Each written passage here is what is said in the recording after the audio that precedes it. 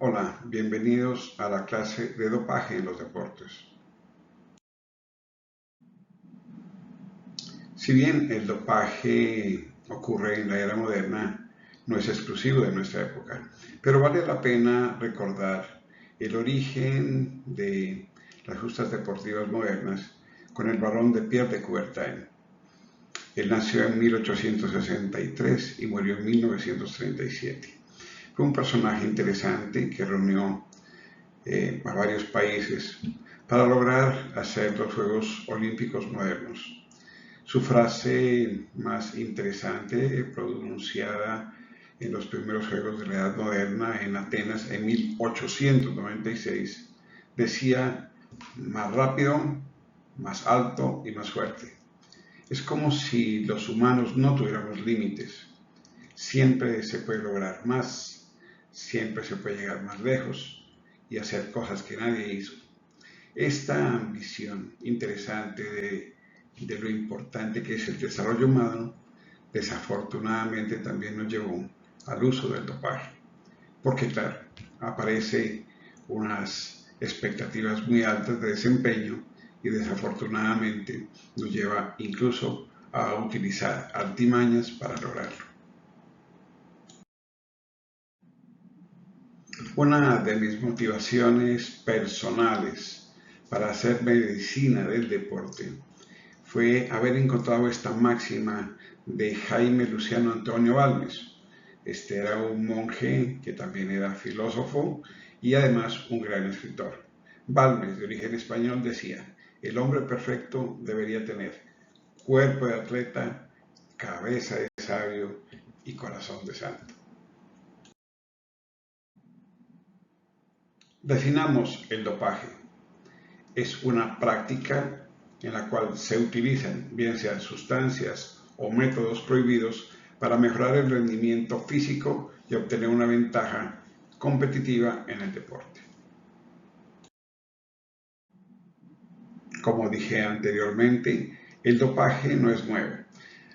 Recordemos que en la antigüedad, sobre todo en Grecia, para poner solamente un ejemplo, había ya unas máximas de competición muy interesantes. La gente utilizaba el sudor del atleta junto con el barro y una mezcla de aceite de oliva para formar el estrigilo, que era una pócima que las personas consumían intentando tener la fuerza del atleta.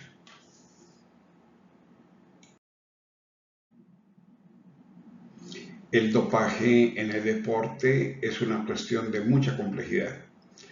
No solamente involucra a los atletas, involucra también todo su círculo alrededor. Incluye entrenadores, incluye personas como el personal médico y también incluye un nivel jerárquico mayor, como por ejemplo los funcionarios deportivos. Una muy buena pregunta es: ¿por qué debe hacerse control al dopaje?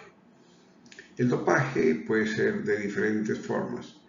Puede ser de origen químico, usando sustancias que intentan mejorar el rendimiento. Puede ser también un dopaje de orden biológico.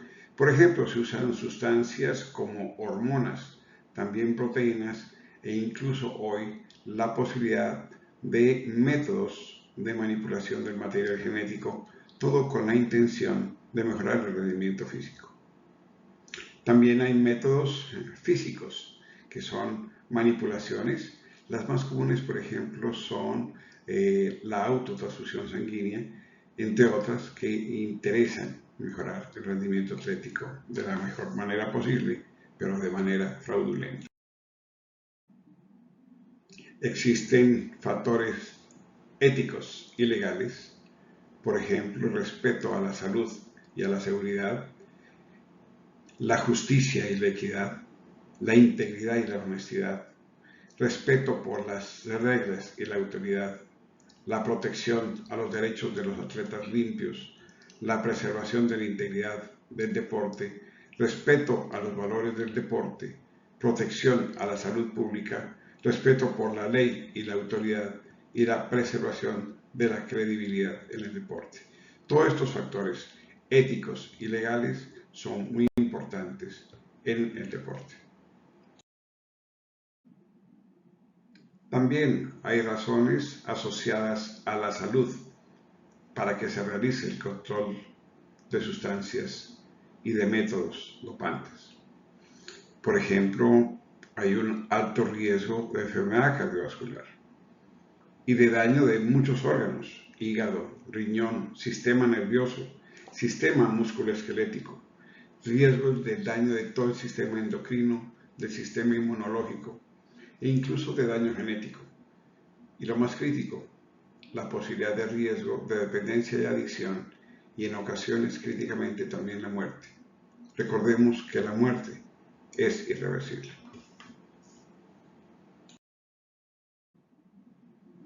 Para el control del dopaje existen la creación de diferentes agencias antidopaje. Está, por ejemplo, la WADA, o la Agencia Mundial Antidopaje, en español AMA. También el Comité Olímpico tiene un papel muy activo en el control del dopaje en todas las justas deportivas mundiales. Las federaciones internacionales deportivas, por ejemplo la FIFA, tienen controles importantes sobre el dopaje. Y existen también agencias nacionales de cada país que se dedican básicamente al control del deporte y al dopaje en cada país.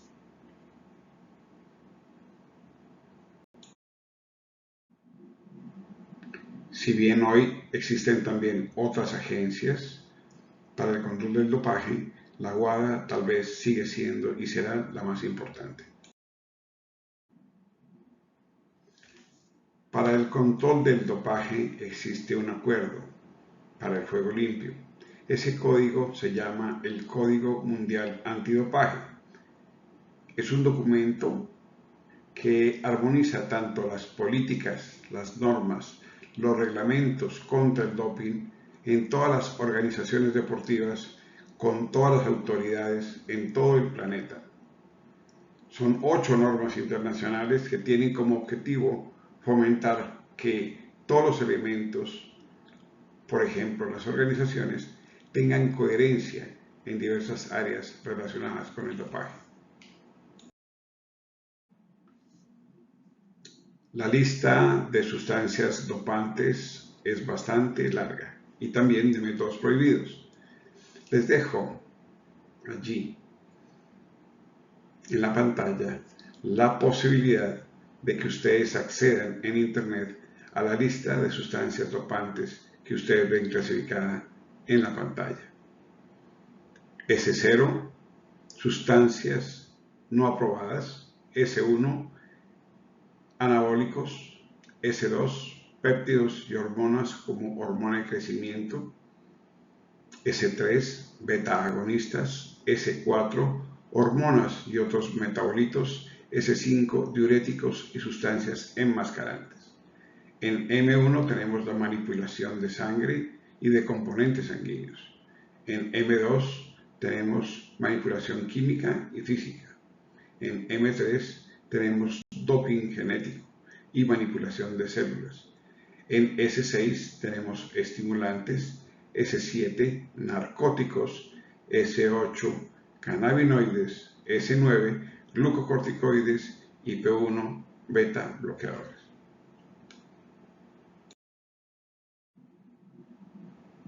¿Cómo se hace un control de dopaje? Hay dos posibilidades de toma de muestra. La primera es una muestra de orina y la segunda es una toma de muestra de sangre. Los atletas entregarán estas muestras y los laboratorios acreditados por la organización harán la medida justa para lograr determinar si existe una actividad ilícita por uso de sustancias dopantes. Las técnicas utilizadas por los laboratorios son de mucha complejidad. Se utilizan tecnologías muy avanzadas, como por ejemplo la cromatografía y la espectrometría de masas. La interpretación de los resultados sirven para determinar si existe una muestra positiva o negativa para sustancias prohibidas.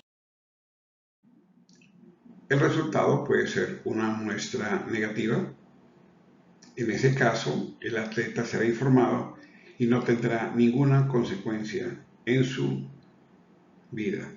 Es muy importante. O podrán haber resultados positivos. Esto es realmente un gran problema. Sin embargo, el atleta tendrá en esta situación la oportunidad de explicar por qué ocurrieron estos resultados. Si un atleta sale positivo a una muestra de dopaje, podrá tener diferentes tipos de sanciones. Por ejemplo, la expulsión de la competición, la pérdida de medallas, la pérdida de sus títulos e incluso podría incurrir en multas económicas importantes. El atleta tiene el deber ser de apelación y revisión.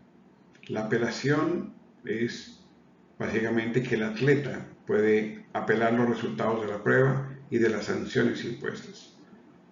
La revisión, la apelación se revisa y se toma una decisión final sobre los resultados de la prueba y las sanciones impuestas.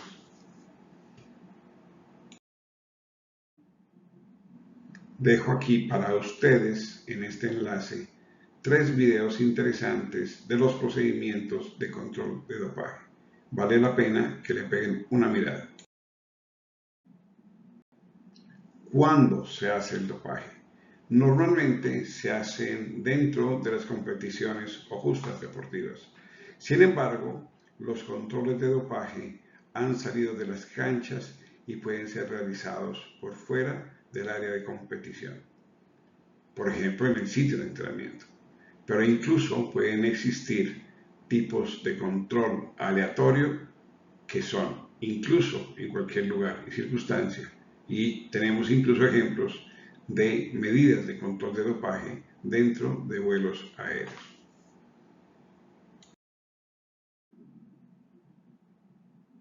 Los procedimientos de control de dopaje podrían tener en esencia estos pasos: la selección del atleta, la notificación al atleta de que fue elegido para un control de dopaje, tercero, la recolección de la muestra, posteriormente el análisis de la muestra y por último la gestión de resultados. Los procedimientos requieren, no importa cuál sea el tipo de control de dopaje, una orden de emisión. La orden de emisión se ha catalogado como ADAMS. Es un procedimiento estandarizado que se podría denominar como Anti-Doping Administration and Management System. ADAMS. El control de dopaje puede ser en 2 tipos de muestras: en orina, como lo ven a la izquierda, y en sangre, como lo ven a la derecha. La estandarización del método implica la preparación de la estación de dopaje. Primero, se obtiene la orden de emisión generada por ADAMS. En ese caso, los oficiales antidopaje y sus ayudantes chaperones en la Organización Nacional Antidopaje preparan la estación con todos los elementos necesarios. Como ustedes ven en la fotografía, incluye varios elementos, incluso la presencia de agua bien sellada para que sea utilizada, por ejemplo, para la hidratación del atleta. El ámbito de aplicación es tanto para atletas nacionales e internacionales el mismo estándar de elementos en ese escritorio. La notificación al atleta vimos que puede hacerse dentro o fuera de competencia. El oficial o chaperón normalmente se presenta con su credencial. El atleta es reportado y debe identificarse con su cédula o pasaporte. Al atleta se le explican sus deberes y derechos, sus responsabilidades, y al final firma un formulario en el cual ha aceptado la notificación. En el proceso de notificación, recordemos que hay puntos críticos como la acreditación del oficial. se explicarán, y debe ser muy claro, los derechos y las responsabilidades que tiene el atleta. Deberá firmar el formulario de notificación, pero el atleta puede incluso solicitar un aplazamiento por razones que pueden ser muy válidas en ese momento. Por ejemplo, una ceremonia de medallas, una conferencia de prensa o el tratamiento médico. Ahora veamos cómo se realiza un control con una muestra de orina. Los derechos a los cuales tiene el atleta acceso son: primero, tener un representante o una persona que lo acompañe, y en segundo lugar, el merecido respeto y confidencialidad sobre lo que está ocurriendo. Primero, entonces, como dijimos antes, hay que confirmar la identidad del atleta. El atleta entrega la muestra, debe tener este testigo ocular del mismo género. Este testigo ocular es normalmente asignado por la organización que hace el control de dopaje. Al atleta se le dan 2 frascos, una muestra A, que será analizada inicialmente en el laboratorio, y luego una muestra B para un control. Al final deberá firmar un formulario de control final. El personal que maneja la situación de control de dopaje no manipula los elementos esenciales del control. Es el mismo atleta quien elige de 3 kits sellados y bien cerrados uno de esos kits. En ese caso, el atleta debe recurrir a la verificación de los códigos en las botellas y en las cajas. Estos deben coincidir. La apertura de la caja para confirmar que estos se encuentren totalmente intactos lo hace también el atleta. Para la toma de la muestra se le ha asignado entonces al atleta un testigo que deberá ser del mismo sexo. Este lo acompañará al baño para verificar que el proceso de recolección de muestra sea idóneo. Debe tener requisitos importantes. Los hombres deben bajarse los pantalones hasta las rodillas y subir la camiseta hasta el pecho. Para las mujeres, similar. Las mujeres se bajan los pantalones a las rodillas y deben subir la blusa al nivel de las mamas. Lo ideal es recolectar 90 mililitros para la muestra. La muestra, este líquido recolectado de orina, se divide en 30 mililitros para la muestra de control, la botella B azul, y 60 mililitros para la muestra original, que es la botella A de color rojo. En el caso de que existieran excedentes de orina, estos se repartirán en los frascos de manera proporcional. El atleta puede completar las muestras vaciando el contenido de las botellas A y B. Debe asegurarse el cierre completo de las tapas. Luego colocar cada botella en bolsas individuales.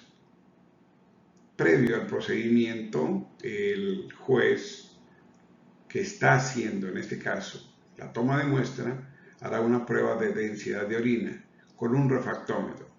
Esto con el objetivo de medir la densidad específica, y se registra en el formulario. ¿Por qué se hace esta prueba de densidad?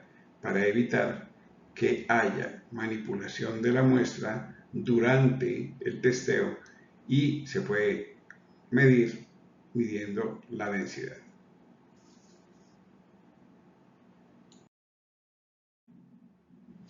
Hay casos especiales en que la cantidad de orina recolectada no ha sido suficiente. En ese caso, se sella la muestra parcial con un código único. El atleta deberá permanecer en la estación hasta completar la cantidad de orina necesaria, que son esos 90 mililitros. La recolección se hará en un nuevo envase. La combinación de las muestras parciales y completas se realiza antes del sellado.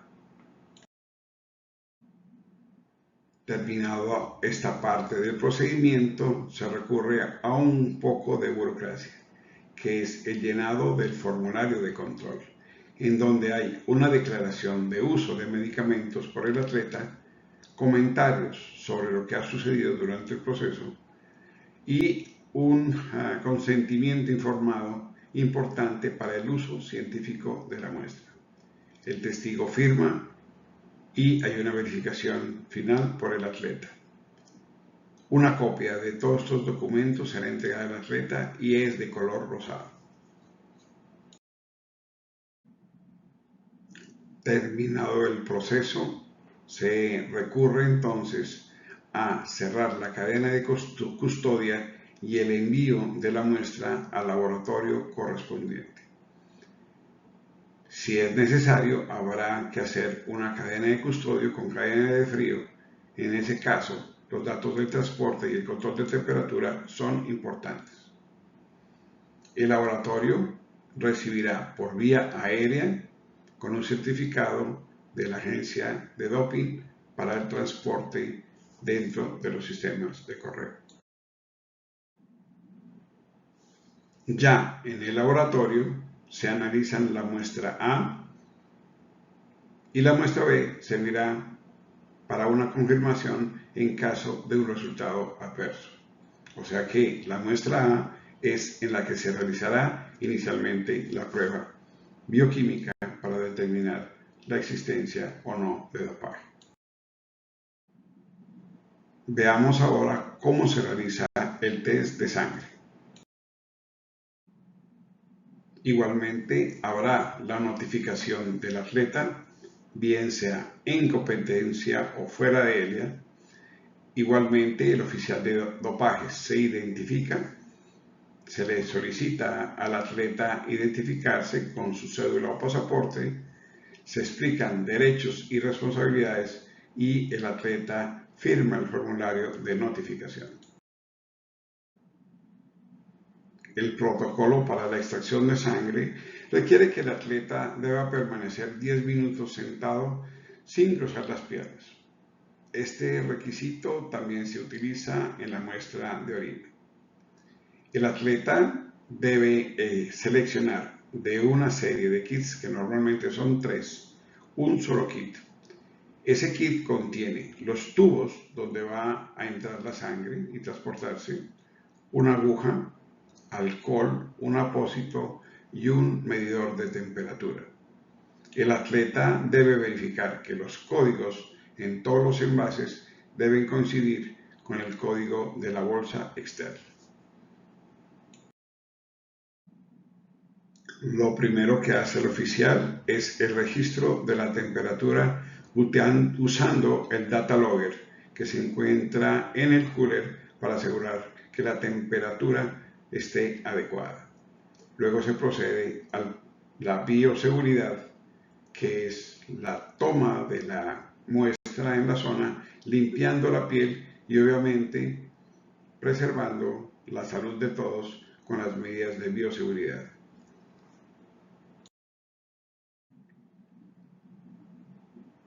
Cuando el oficial ha extraído la sangre, hará movimientos muy suaves con el gel anticoagulante dentro del container para que se mezclen precisamente estas dos sustancias, la sangre y el gel anticoagulante. Todos los frascos que se llenen deben cumplir este requisito. Cada tubo se etiqueta con un código del kit y se registra en el formulario. El sellado es muy importante y lo hace el atleta. Coloca los tubos del kit y lo sella completamente. Cada botella se guarda en la bolsa correspondiente retirando el adhesivo antes de cerrarla. Si es necesaria la refrigeración, se colocará dentro del cooler refrigerado con el data logger para hacer el control de la cadena de frío. El mismo procedimiento que con la orina, habrá que firmar un poco de burocracia. Al completar los formularios, donde se declaran el uso de medicamentos, los comentarios del proceso y la decisión del consentimiento informado para el uso en estudios científicos de la muestra. se revisa y firma, lo hace tanto el oficial, que verifica que todo el cuestionario esté completo, el atleta revisa y da conformidad, y por último se le entregará una copia de color rosa al atleta para su notificación. Terminado el procedimiento, habrá que enviarlo al laboratorio. Se inicia la cadena de custodia y envío. Toda la documentación de la cadena de custodia, más todo el equipo antidopaje, registra todo para garantizar la trazabilidad del envío. El envío se hace a un laboratorio acreditado por la WADA por el correo.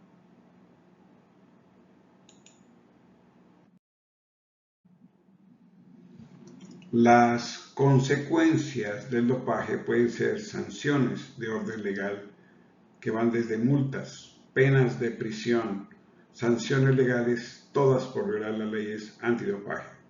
Hay sanciones también de orden deportivo, suspensión, expulsión de la competencia, pérdida de medalla y títulos y otras sanciones deportivas por violar las reglas de dopaje. Lo más crítico suele ser el daño a la reputación. Los medios de comunicación a veces son implacables. Riesgos para la salud. El bienestar físico y la integridad física y mental pueden estar comprometidos. Y también puede estar comprometido todo lo relacionado al ámbito económico. Pérdida de patrocinios y pérdidas de oportunidades comerciales producidas por el efecto del dopaje. Hay varias ligas que generan medidas antidopaje muy estrictas. Por ejemplo, la Liga de Fútbol Profesional de Estados Unidos, la NBA o la Asociación Nacional de Baloncesto, la Liga Nacional de Fútbol Americano, la Liga de Béisbol Profesional del Japón y la Liga Profesional de Australia, entre otras muy importantes. El control de dopaje se hace en Juegos Olímpicos y toda la cadena de juegos asociados al Comité Olímpico, en campeonatos mundiales, en deportes tan interesantes como el ciclismo, en el Tour de Francia y en la Copa Mundial de Fútbol FIFA. Según la Agencia Mundial Antidopaje, en el año 2020 se detectaron 1.543 casos de dopaje en el mundo. Los métodos más comunes son